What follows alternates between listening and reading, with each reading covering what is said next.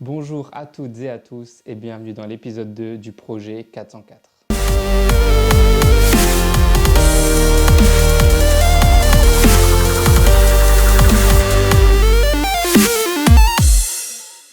On est mardi après-midi, on se retrouve à la salle. Aujourd'hui au programme j'ai du squat et des tractions. Moi je vais m'échauffer tranquillement et on se retrouve pour mon top 7 probablement autour de 120 kg je pense.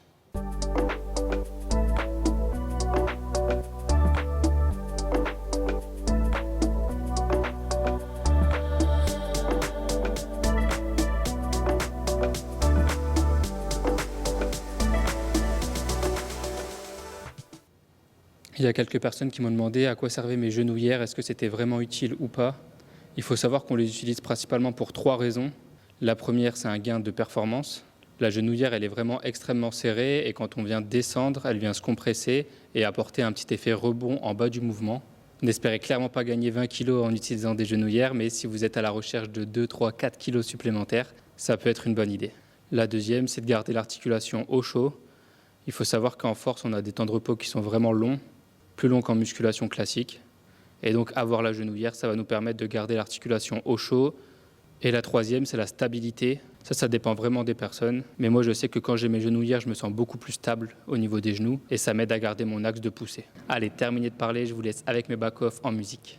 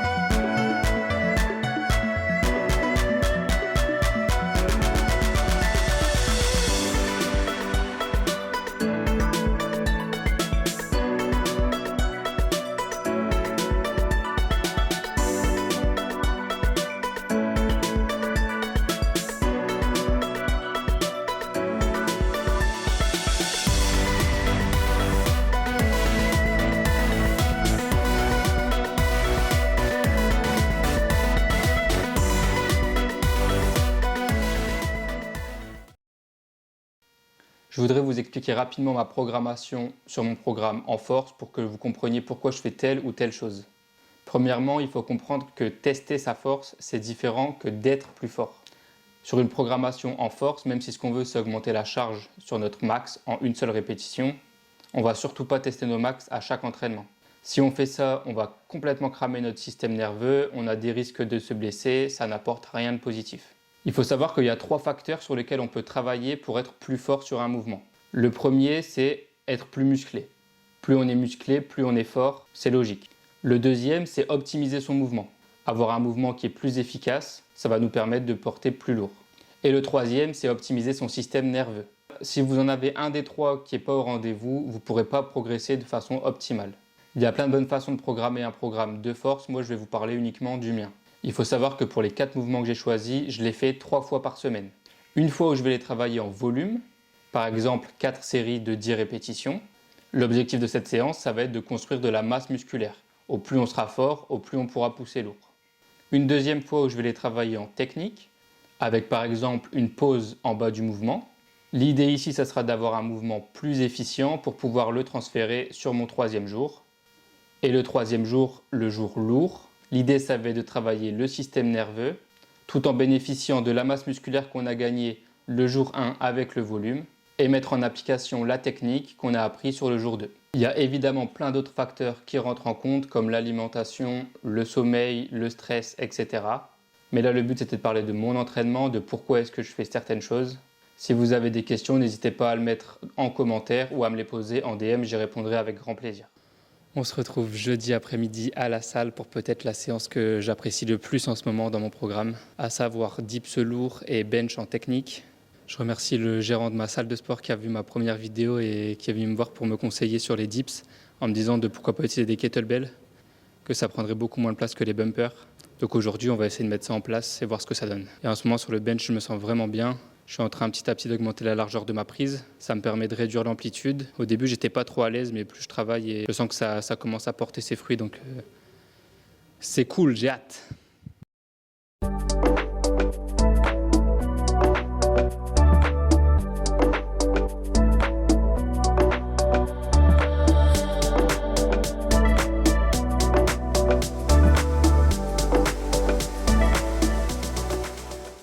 On est quelques secondes après le top 7 que vous venez de voir à 56 kg. Honnêtement, je pense que les kettlebells, ça va être une piste à explorer très sérieusement. Là, j'ai passé 56 kg, donc 1 kg de plus que ce que j'avais fait en max avec les bumpers. Sachant que j'ai fait une énorme erreur. Au moment de me setup, j'ai lancé les 2 kettlebells dans le vide, alors que normalement, j'aurais dû accompagner avec au moins une jambe. Là, ce qui s'est passé, c'est que pendant les 4-5 premières secondes, j'ai juste essayé d'arrêter cet effet de balancier d'avant en arrière. J'ai perdu pas mal d'énergie et pourtant la rep elle est passée et peut-être même plus belle qu'à 55 kg avec les bumpers. Ça annonce que du bon pour la suite et on va pouvoir aller chercher les 70 kg. En attendant, c'est avec le volume qu'on progresse et pour ça j'ai un 3x3 qui m'attend avec 32 kg, donc au boulot.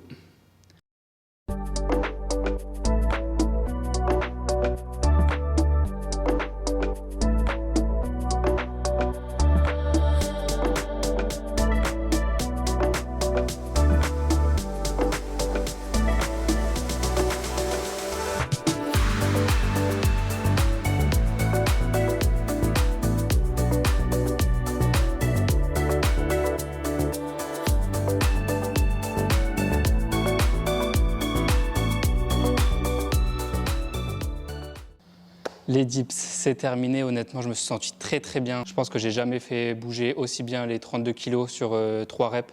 Donc je suis vraiment très content et ça annonce du bon pour la suite. Maintenant, on passe au bench. En ce moment, je suis en train de revoir un petit peu ma technique, notamment sur le grip. Il faut savoir qu'avant, j'avais une prise assez serrée. Le problème de ça, c'est qu'on a beaucoup plus de distance à faire que si on prend une prise plus large.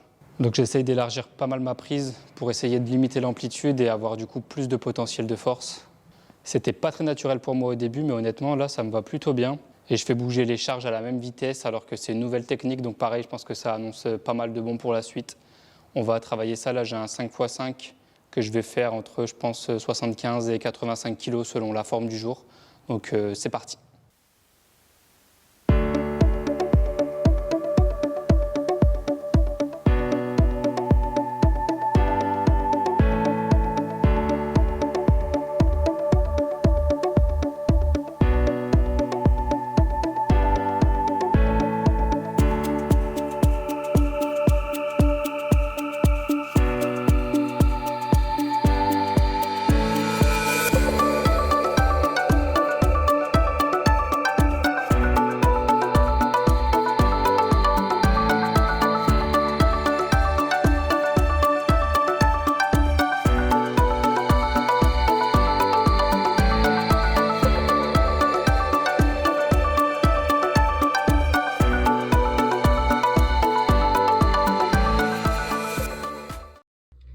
Bon, je ne devais pas vous filmer aujourd'hui normalement. Comme je vous ai déjà filmé vendredi la semaine dernière, je m'étais dit que ça serait plus intéressant pour vous d'avoir ma séance de samedi. Donc je m'étais dit que j'allais m'entraîner tout seul dans mon coin et pas filmer aujourd'hui. Mais il y a eu un gros imprévu. Alors un imprévu plutôt cool, je vais passer une semaine dans le sud-ouest avec ma belle famille. Mais quand on se lance dans un projet comme ça, chaque imprévu n'est pas forcément le bienvenu, on va dire. Donc ça nécessite des adaptations. Et aujourd'hui, l'adaptation, c'est de devoir s'entraîner après plus de 9 heures de route. On est parti à 8 h ce matin, là il est 17 h. Là je viens de refaire une demi-heure pour aller à la salle de sport la plus proche. Je suis sur le parking, vous la voyez juste ici, une petite salle de crossfit, je vais pas être dépaysé. Honnêtement j'ai envie de tout sauf de m'entraîner, mais dans ces cas-là je me répète une phrase que j'aime bien qui dit « La récompense que tu attends se trouve dans le travail que tu évites ». Donc nous on n'évite rien et on va faire le boulot. La salle elle ferme dans 1h30, donc moi je vais me dépêcher d'aller m'entraîner et nous on se retrouve demain. Peace. Premier réveil dans le sud-ouest, regardez-moi ce soleil, c'est magnifique. Je ne vais pas pouvoir trop en profiter ce matin parce que la salle que j'ai trouvée pas trop loin d'où je suis, elle ferme à 13 h. Donc il va falloir que je mange un petit truc et puis que j'y aille. Hier, j'ai pas du tout eu le temps d'aller faire les courses, donc j'ai aucune source de protéines à manger. Toutes les études, elles s'accordent à dire qu'avoir une source de protéines avant un effort, surtout en force, c'est important. Mais là, je n'en ai pas, donc je vais avaler un peu de pain, je pense qu'il y a du miel, histoire d'avoir un peu d'énergie quand même, et on attaque. Je viens d'arriver à la salle, il est 10h30. Aujourd'hui, c'est full volume. J'ai 4x8 au bench, 4x8 aux tractions, 4x8 aux dips. Je viens de me rendre compte que j'ai complètement oublié la caméra pour vous filmer ça. Donc si c'est pas trop le zoo à l'intérieur, je vais vous filmer quelques plans à l'iPhone. Et nous, on se retrouve juste après.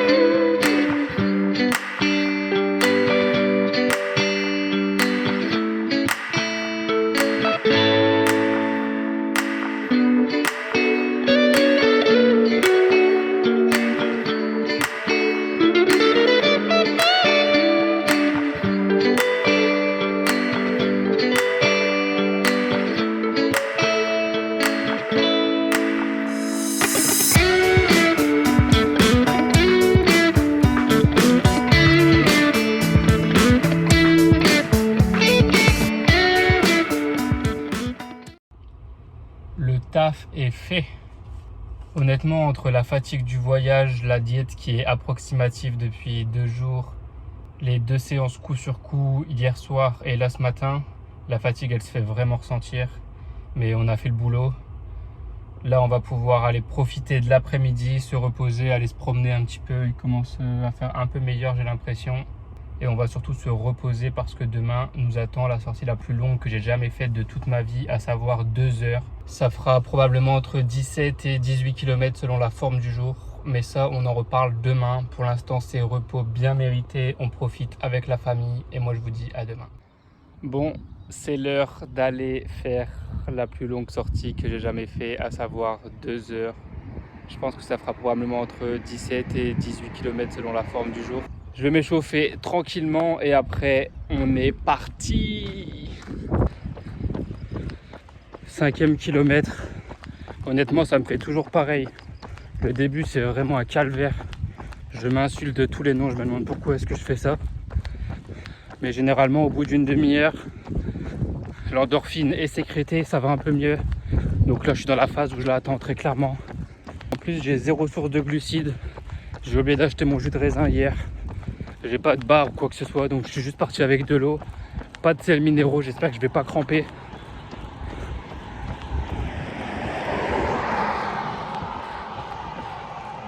Il y a énormément de dénivelé que j'ai sous-estimé. Ça me fait un peu mal aux genoux. J'essaye de prendre les routes les plus droites possibles, mais c'est pas forcément évident. Donc, on essaye de penser à autre chose. Et je vous retrouve au 10e. 10 km. On doit être à 1h15 à peu près de course. Je suis sur des routes interminables. C'est tout droit. Là, je viens de faire demi-tour. Comme je connais pas trop, je vais pas faire le fou. On va faire tout droit pour l'aller, tout droit pour le retour. On va pas prendre de risques. Avec la chaleur, je bois beaucoup d'eau. Et là, je suis à la moitié et je dois plus qu'avoir un tiers ou un quart d'eau dans ma gourde. Donc il va falloir en plus que je gère les jambes et le mental, que je gère l'eau. Ça va pas être facile, mais on va faire le boulot, bordel! Allez, let's go! On se retrouve dans 8 km d'ici 45 minutes environ pour la délivrance. Sortie terminée. Je suis vraiment au bout là. Honnêtement, aujourd'hui, j'avais pas de marge. J'ai fini vraiment dans le dur. J'avais prévu entre 17 et 18 bornes. J'en ai fait un poil moins de 17. De toute façon, je vous mets le screen pour que vous voyez. Mais clairement, j'ai sous-estimé le dénivelé. Vraiment, les montées, ça m'achevait. C'est... Je sais, j'ai pas de mots. C'est vraiment la séance qui me met le plus mal depuis le début de la prépa. J'ai carrément demandé qu'on vienne me chercher en bas du village parce que j'arriverai pas à remonter. J'ai les jambes en miettes. Tout va bien, je suis remis de cette sortie, j'ai bien mangé. Cet après-midi, ça va être repos pour attaquer demain une nouvelle semaine de prépa. Et en attendant, vous connaissez la chanson, on se retrouve la semaine prochaine, encore un peu plus fort.